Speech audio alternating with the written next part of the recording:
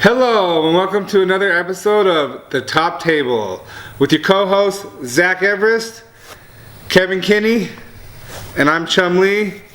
Don't forget, Mr. 12th over here will be going to Seattle coming up this weekend, so... I got 12th at the League Cup. You got 12th at the League Cup, and you got 12th in Utah. Yeah, we're killing it. Yeah, well, alright. Not as many people in the League Cup. Hey, we're not talking about how many people were there. Alright, we're going to get right on into it. You know the routine. What we do is we pick the topics you submit to our Facebook and Instagram page right out of this bowl, and then we just give you our opinion on them. So let's dip right into it. Let's get a little wet, splash around, and see what I can come up with. You guys ready for the first one? Yeah. Alright. Matt Paskovich on Instagram asks, what separates a good player locally from one that is successful in a bigger tournament? What do you think, Mr. 12? We're going to Mr. 12. I mean, yeah, well, you've been 12th in a small tournament, and you've been 12th And a big one. a big tournament, so, what's the difference? Well, technically, yeah, I did good at a big tournament. It's the difference is it's based off the scene. I think here in Vegas the scene's very small, so yeah, I mean if you're beating a bunch of you're winning 8-man tournaments, it's hard to judge how good you are. These people that are proven, like your Israel Sosas and your Kenny Britts, and these guys play at every regional, and they're topping almost every tournament. So it's like they put in the work. That's what really it's all about. It's putting in the work. Yeah, you got to put in the work. Definitely, you got to put in the time and the practice. What are your thoughts on this? It's all random in locals, you know. It could be based off of matchup. You could get super lucky, or somebody could be dead drawing. You're playing 4 rounds as opposed to 9. Day 2, 15 rounds. It's just the different level of intensity at a regional. It's just the grind is insane. It's hard to prepare for at something locals like this. Yeah, well, I think one of the biggest differences, you go into a local tournament and you know the 12 guys you're playing with. Right. You're pretty sure A is playing Volcanion, and B is playing Espeon Garb, and C is playing Decidueye Violet Plume, and you know your meta. You know how to prepare for it, and you know what counters you need to put in your deck, and you just have a better idea of how to plan your deck out for a 12-man tournament. It's to compare to going into a 2-day tournament with, 9 rounds?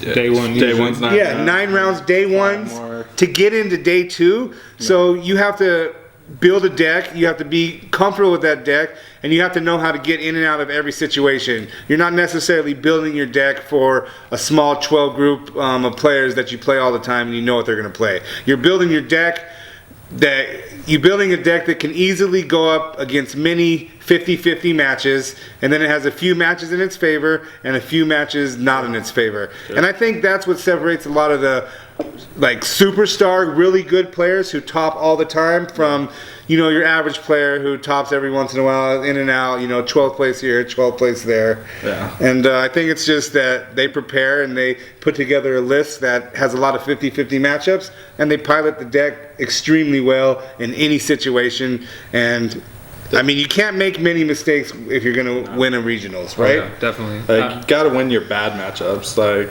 If you face early rounds, you face your bad matchups. The better players usually win those. That's how they get over that hump. They're beating these decks that they should lose to based off that they're just better than that person.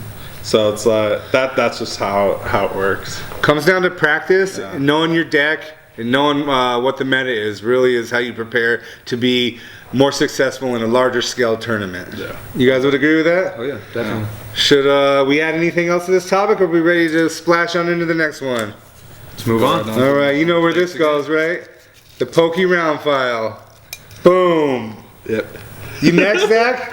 Yeah, I'll hit it up. All right. No. He was thinking about going for it. All right. We'll let Mr. 12th go because he's heading out to Seattle just after this. So, Alt Insider on Instagram asks, "What is one change you would make to the rules of the game?" You want me to go? I'll start this one again. Go ahead, yeah. The one change I think everybody would love to see. I mean, I don't know how it would play a big factor, but the tying rule. The tying rule where you have to, in game 3, you have to take 6 prizes, like when time comes. I think if it was based off how many if you had more prizes, like if you're up 5-1, Yeah.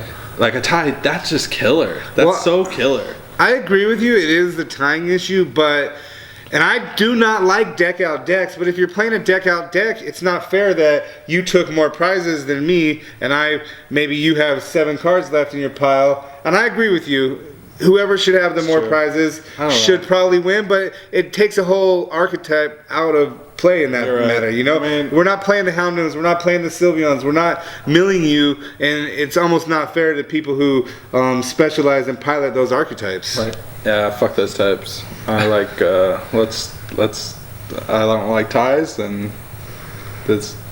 I'm not saying those types are good for the meta, but you know, they are there. Well, I think because there's so many different ways to win in Pokemon that they can't just rule out the deck out. They can't rule out. They can't make it like prize cards the only way to win if you're in time. They have to keep it fair. They got to keep it fair for all different types. What would you guys change then? Personally, that's a good question. So that's tough. That's tough. I was thinking about it. Let me think about it for a second. You go, Chum. I'm not sure there. I mean, the tie rule, I think, is just something that everybody wants to get rid of. Another thing is, and we've touched on it before, but I mean, I would like to change the fact that cards are continuously being banned if they need to. I don't think they should just sit on a card that needs to be banned and something that's not healthy for the game, and something that maybe slows the game down too much or speeds the game up too much, and it just gives a certain grass type or fighting type. You want a ban list. I mean, I want a ban list, and I want it to be active. I'm not saying every single set needs to have something banned out of it, but let's legitimately take a look at every card that comes out, and let's think about where we want the meta to go and how we want the game to develop, and do we want new players to come into this game? Do we want, as a community, do we want this game to grow? And if we do want this game to grow as a community, like I think we all do, I think as a community and as a company, Pokemon needs to take a look at every single card and decide whether or not it's good for the current players, the meta, and new players entering the game. Yeah, that's not bad. Yeah, I'm gonna have to agree with you on that. Not necessarily a complete ban list, but maybe a limitation on certain cards. Like maybe you can only run 2 of Vileplume or something like that. So maybe a limit on certain things like that would be cool. Well, Vileplume's not the problem. No, I'm saying it's just more. It's more of an example. Yeah. So if you wouldn't have to ban certain cards, you just kind of limit it so you're not going to first. You're not going to be able to first turn item lock, or you're not going to be able to first turn Archeops, stuff like that. As long as you limit cards like that. Yeah, it could happen. Another thing I think like Pokemon's moving towards it, I feel like they're moving towards it anyways, is like a lot of these one-hit KO Pokemons. Like, I think it's healthier for the game to like develop and actually plan out what you're going to do and have to hit someone. Maybe if you get someone right there, okay, maybe one hit, Choice Band, Kukui, knock them out. Okay, I can see one hit like that, but I think two-shot Pokemon, getting rid of these one-shot KOs, I think that's a little bit healthier for the game. I think you kind of see that coming in more and more as the new sets starting to release, because you don't have decks like Volcanion and Mega Ray that just fill up the bench and load up on damage. I mean, the standard right now is like 3 energy, 120 or 110. Yeah. That's like standard on GX. Yeah, I mean, if you're going to make something one shot, then okay, make it have 4 energies. Or make a busted Wishy-Washy with, 5 energies? Yeah. That should be able to one shot something if you can get 5 energies on it. Right. And like even like Ninetales does 160, which really isn't knocking anything out. You gotta have something else with it to knock it out. But it also has a downfall. You have to discard 2 energy. Yeah, but if you play that right, you hook up 3 waters, hook up a DCE, attack. Yeah, I mean, discard your DCE. It's great. It's great. But like to get the one shot, you need certain things. Which is healthy, I think. Everything I feel in the current meta is fairly balanced. Yeah. You have like even in stuff like Lycanroc, where you're increasing damage 20 with your strong energies. Like it has to be a special energy, so you're getting it taken off because Sylveon's so big. So it's very rounded. I think it's Yeah, it's one thing to have a one-shot GX attack that you could use one in a game. That's cool. That's fair. You know, you take someone by surprise, you use it, and that's that. But to just be able to, you know, steam up Volcanion every turn and hit for 190, you know, it's pretty busted. Yeah, definitely. It's all right. But, It's all right. I mean, I like it, but I think for the game to grow, it has a downfall because you can't attack again. you can't attack the next I mean, turn. everything. when you I don't flow know, stone, you hit the bench, you're good. You're good to go. But then I mean, again, it's it's just like downfall. what he's saying. You need to hit that combo of It's got cards to, to be like- able to keep it going. It's stuff So- I mean, everything has. There's nothing that doesn't have a downfall. I think, like to hit that hard, there's always a consequence. Yep.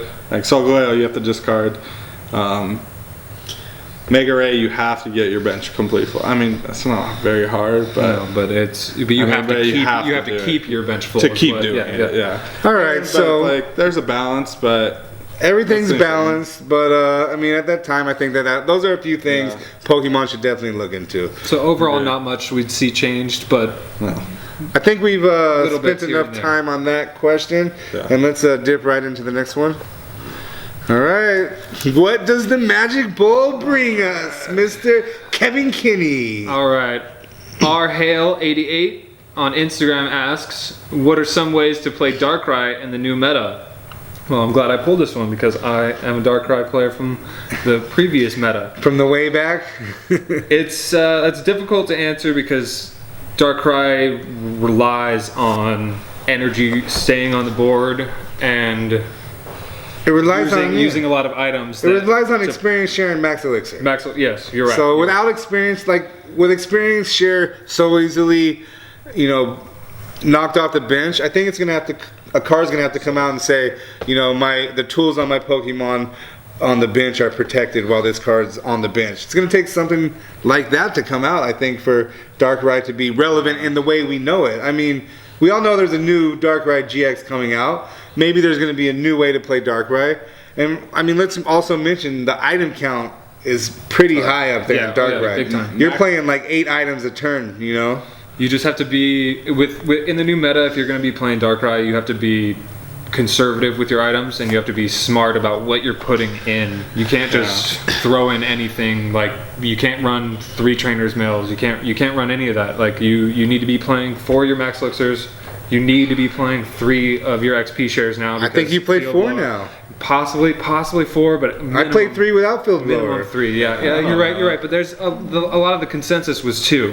So if you're playing 3, I think now at least is the minimum. But like I said, you got to be playing stuff that's conservative. So item less Darkrai doesn't seem too prominent in the next format. Yeah, I think max elixir decks themselves are just they're gonna have a tough time. Like, you want to play that card and then you miss. Like if you whiff with that card, it's so devastating. So bad. It's way more devastating now because of Garbodor. So yeah, Darkrai is good and it can still beat a lot of things. Yeah. But the problem is in a big tournament, you're gonna have to go through Garb after Garb a lot of the time. We'll see what develops in the next month.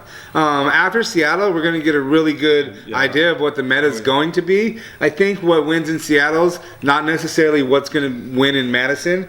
I think what we see in Seattle this week, I think is gonna shape and it's gonna form the meta because a lot of these really good players have been really busy the last month going to all these regionals, you know, and they haven't had time to perfect their list. You know, they had time to put lists together, but they haven't had the normal amount of time that they would to like make their list perfect, you know. So I think coming from Seattle, playing in a big tournament is going to give them the insight they need to make those final changes. Right. I mean, yeah, I agree. I mean, that's what it's gonna be. So we'll see how Darkrai performs in the new meta. But Anybody playing Darkrai, I wish you good luck because I hope it comes out in the next format, but it's not looking good. let's just start off by me asking you a question. Are you getting rid of your Darkrai stuff? Hell no. Me neither. I No mean, way. Azul from someone's PC just put out a list on Twitter. Yeah, go check out Check Azul's that out. list on not Twitter bad. It's not from bad. someone's PC. Good shout out to those guys. They put out a lot of good content. So definitely check out his list. If you want to try to explore the Darkrai and the new meta, go check out his list, and maybe that's a good start. Obviously, we try and keep it relevant with we are the top table. So, this is what we want. We want decks that are going to be at the top table. So that's, might be unlikely, but. Should we get on into the next question, boys? The next one, this will go into the round Pokemon round file. All right, I like to make a big bang. Let's wind this one up and come in hot, boys. Woo! I'm a hot boy. Please don't ever say that again. Oh, God. All right, I'm a hot boy. Slugs with Shells on Instagram asks, what's the best way to learn the meta and get better at the game? Well, coming from a beginner, I would say practice. Watch a lot of Instagram videos. Watch the top table every week on YouTube. Subscribe to someone's PC. You can subscribe to other things. 60 cards, 6 prizes, Poke Beach. You read all the content you can on those sites. Watch the Tablemon, the Meta Deck. Watch those guys on YouTube. Fish Knuckles. There's a lot of good content out there, and there's a lot of bad content out there. But just watch as much as you can, read as much as you can, and more than anything, practice. Sign up for PTCGO, which is Pokemon Online, and get yourself some online codes. Buy a booster box or buy some codes on any one of these internet sites, and use the codes to trade for the cards you want. Don't open the packs. Use the codes to trade for the cards you need so that you can practice your deck and you can get hundreds of reps in with a deck. Because you're coming into this game, you might think, okay, I played this deck 30 or 40 times. That's good. I know it. No, you don't. You need to play a deck, 300-400 times before you know the ins and outs of the deck. And the best way to do that is on the internet. Because if you're playing and you feel like, hey, I need to make a change, it's really simple to make a change, and you face up a lot of different stuff online. You can play 4 or 5 different matches in a couple hours, and you're going to see a lot of different stuff. The randomness online is fairly good, so you're going to see a lot of different scenarios, good or bad, with any deck you play. So you're going to know what's consistent and what's not fairly quickly. Yeah, definitely watch the regionals. The regionals are going to mold the meta. You'll find out what's good. Twitch, just regionals are the biggest thing. You'll see what's at the top tables. You'll see what wins. After Seattle, we're gonna know what the meta is. Maybe not after Seattle, but definitely after Madison. Yeah, we'll have an idea. Going to Seattle, Seattle's kind of like it's like the Wild Wild West. Like anything can win. Yeah. It's crazy to say right now that Gyarados could win, or that playing Mega Scizors could be a play. It's crazy to say things like that, right? You just don't know. There's no meta. Yeah. So with the many changes that have come along with Sun and Moon and Guardian Risings, and now with Guardian Risings out, the GX is really starting to take over the format, and EXs are kind of starting to take a back seat. And when Sun and Moon first came out, you were kind of still playing EX decks with maybe a little GX line in it. Sure. But now you see decks with 3 GX lines in them, no EXs, or basic Pokemon line that aren't EX or GX. 2-stage evolves, finally into the GX, and it's just crazy to try and learn the meta right now because we don't exactly know what it is, but definitely coming out of Seattle and going into Madison. So what's that? About 2 weeks, about 2 to 3 weeks, we'll know what the meta is, and the best way you can learn it is just study, pay attention, read all those all the content that we mentioned before, and practice. I know a big thing for me coming in to Pokemon, and I know the first tournament, our local tournament I played, I got top 4, which was awesome. But the big thing that I learned from was players that have done well in the past. Like there's a couple of people at our locals, like Josh, who was on our first episode, took second at a regionals, in 2008, 2009, something like that. So it's take advantage of the good players around you. They're resourceful. So have you learned anything from Mr. 12th? From Mr. 12th? Just that I could beat him fairly easily. Oh my god. Never. I pick up a deck in one day and he thinks he's better than me. Come on. Yeah, speaking of picking up a deck in one day, what a choice for this weekend, huh? Oh my god, I have no clue. It's No gonna clue. be one day. It's Yeah. gonna be day. Well, then you can't Night make that before. excuse because then you. No, the first round's gonna be bad. No, the first round was bad, but then I'll learn the deck throughout the tournament and I'll win. After you're already X2. Yeah, X2, and then I'm gonna win 6 straight. 0-2 drop on our next segment. 7-2, boys. We're about 2.5 days out, and what are you taking? 4 decks with you? Yeah, something like that. Something like that. Yeah, 4 decks with you. So Make 4 of this, and we'll. we're gonna make 4 of this. That's what we're playing. As a matter of fact, go to Instagram right now and post what deck you would like to see Zach play at regionals. If he has it in his bag, maybe he'll pull it out and maybe he'll excite you. It could be good. It could be good. All right, should we put that one in the round file, boys? Definitely. Let's move on. All right, Pokemon round file. All right, well, let's see get what we another pull one. out. Nope. I'm excited. I'm excited. Pedro Robus on Facebook asks, "What's your opinion on the skill cap between standard and expanded? As a new player, I find expanded more intimidating." What about you guys? I think you probably find it more intimidating because standard is more common played. Like, we're playing standard at leagues. We're playing standard at the majority of the league cups. We're just, we're playing more standard than expanded, and that's how we do it here in Las Vegas, and I'm just going to imagine that's how they do it in most places. I feel the same. I feel like coming in, standard was what I wanted to stick with because expanded was a little bit frightening. Like there's a lot of cards that you don't know when you come right into the game unless you had been playing. So you don't know what you're going to run into. You come in and you play a deck. You're like, all right, I know what I'm playing. I know my deck in and out. And then you see something that you've never seen before. Like I played my first expanded tournament. I played against Virizion Genesect, and I had never seen it before. And Kazuki is just sitting there bopping me. And I'm like, okay, what am I supposed to do? And he's like, yeah, just G-Force. My item does 200. I'm like, okay, well, what do I do? So it can be intimidating, especially with a lot of the stuff that you don't know. Definitely. So, from that factor, that's the biggest factor is if you're a new player and you're going to expanded, there's so many cards you just don't know. You have no clue, and that's the hard part. You gotta study. Yep. You gotta study. You gotta go in. Gotta keep playing. Watch regionals. Don't be afraid if you're a new Yeah, player don't. to reach over across the table and pick your opponent's card up and read it. Always ask. Always. Always ask. Yeah, but I you don't. know. No, you just Don't ever ask. I mean, as a common courtesy, respect say, to do your you fellow mind? player. Okay, no one's gonna mind. They're gonna let you read their card. Okay, you need to know what that card does. And once again, if you're gonna go play expanded and you're more comfortable in standard, just make sure you at least know your deck in and out. Yeah. Okay, know your deck in and out. So, I mean, it's good to know your deck, but if you're going against something like that, is the most frustrating thing ever when you're facing something you have never seen. Plasma. Like you have no clue how to combat anything. You're like, all right, I'm playing plasma. What does it do? Yeah. Like, oh, Lugia just took 3 prizes. I didn't even know it could do that. Like, you have to watch regionals. You have to study these decks.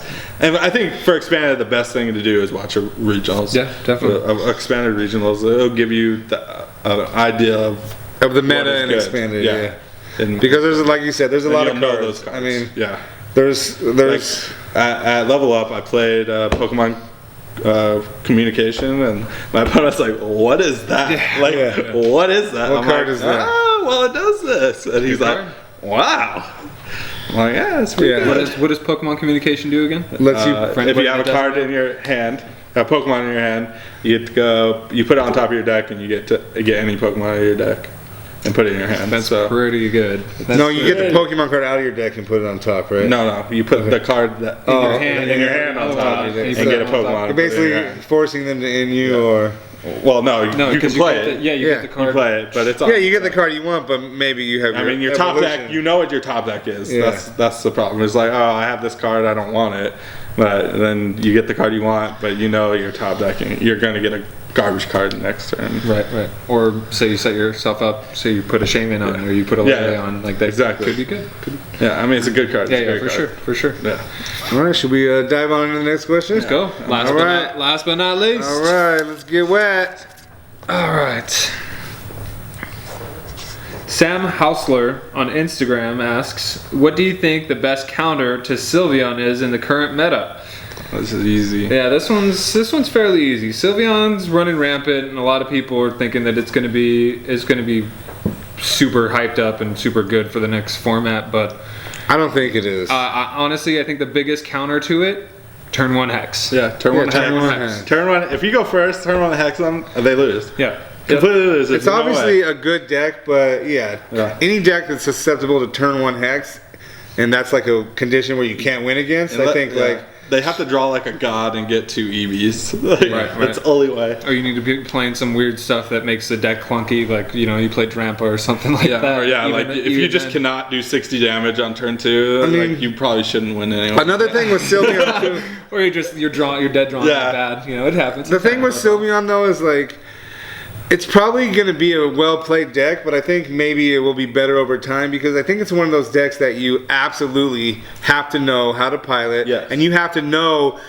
how to pilot your opponent's deck perfectly, because you have to be able to get the cards. You almost have to read your opponent's mind and to know like which direction they're going to take. So I think Sylveon is an amazing deck for amazing players. For your average player, for your casual player, I don't think Sylveon's for you. Absolutely not. I think Sylveon is a deck you have to play so much. You have to know every matchup. Like, searching 3 cards is great unless you search 3. Like, unless you don't know what you're searching. You might think those are 3 You're like, cards. woo! All right, I get to 3 cards, and then you go, and you're like, damn, I got 3 useless cards. You might have searched. I thought they were good. You might have searched like Stadium, Flare Grunt, something delinquent when you needed Hammer delinquent Stadium. You know what I mean? Just anything, any different You hand that scenario. deck over to a new player, and they will not win. No, Like, I've experienced with it a little bit, and it is tough for me to get a win out with it. Yeah, it's tough. It's a good deck though. It's a really good deck. You just got to know what to. It's only going to get better to draw. But say you do face it like in your scenario when in Seattle, say you do face it in the later rounds. So you're in round 8, 9, and it's somebody who's undefeated or X1, and it's a tough matchup. So what's going in there? Say you can't get hex first turn. What's your play against it then? Quad hex. You have to. No, I'm saying, what if you cannot? You have to have attackers that attack for 1 energy. Like, you have to, if you're stacking. So Espeon's a good counter for it. Something like that. Anything something that attacks for a DCE, something that attacks for 1 energy, because you're able to consistently do damage. Where if you play something that needs 2-3 energy, he's gonna get rid of an energy almost every turn, and you're gonna be in trouble. Like, especially if it's a great player, he's gonna get rid of everything. You gotta be able to attack for that single energy attacker, hex maniac, loop, or something to get your energy back. Something that regenerates energy. I was just gonna say that. If you can get is Metagross a good play? Metagross, I think, could be a good play. Metagross just destroys that deck. Hits it for weakness. Lurantis is alright. Yeah, that's not bad. Anything that gets energy back is good too, because there's only so many cards they can play. So with cards like this, they let you recycle your energy so easily. Is Sylveon gonna see maybe a lot of play in the beginning and then a little ease down to almost no play as people start to counter that? If Sylveon goes rampant and just runs over Seattle, you'll see these decks like Lurantis that get energy back, or Rayquaza that get energy back, or things that attack for single energies. So is it a good idea to put a baby Ray in your deck for like a counter to Sylveon, or is that just bad? It depends on how many basic energies you're playing, because you gotta play DCE. You have to be playing DCE, and you have to be playing a large basic energy count, because that's all you can load back on. It's tough. So it's just to throw that in there for that one. So Lurantis is probably a really good counter then, because it's 1 energy, you get 2 back. Yeah, Lurantis, I mean, hell, even the new Vikavolt from Sun and Moon, crushing. They can attach 2 from your deck. As long as you're able to put that energy back into your deck, I think you're gonna be fine. Yeah, you gotta get it from the discard pile though, because it's gonna go there. I promise you. You could put 3 energies down; they'll find a way to get rid of all 3 of those. Yeah, 1 turn. Yeah. Yeah, but if you're playing, you would have to play like 2 super rods or something like that, or it's just tough. Yeah. It's like a good player that plays Sylveon. That I don't care what you're playing, unless you're playing Steel, unless you're just one-shotting it.